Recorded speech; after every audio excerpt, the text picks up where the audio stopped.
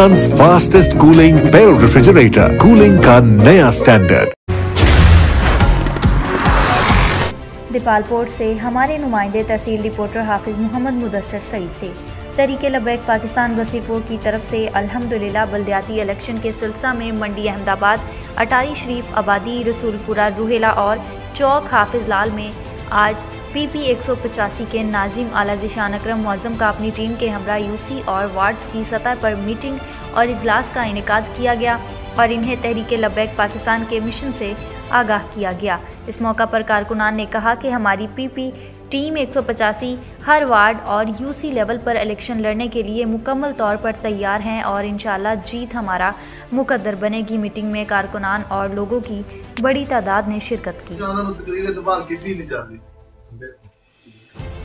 ਉੱਥੇ ਜਿਹੜੀਆਂ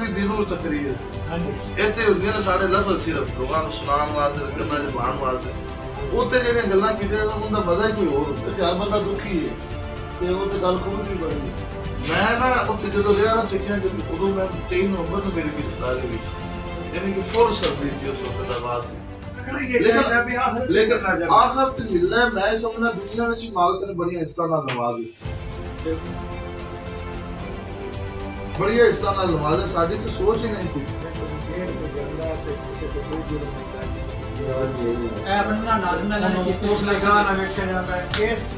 ਜਦੋਂ ਦੱਸਣਾ ਵੀ ਕਿਸ ਕੰਮ ਲਈ ਆਇਆ।